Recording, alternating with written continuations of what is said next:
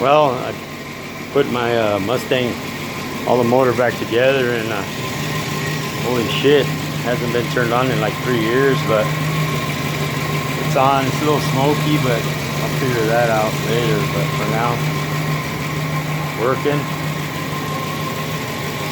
Talking about a project, holy shit. Everything seems to be going okay. So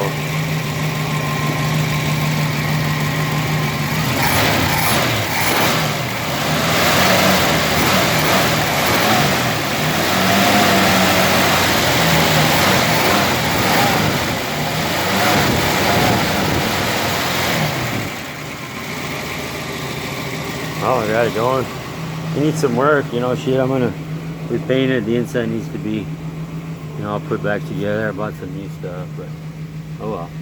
I'm happy.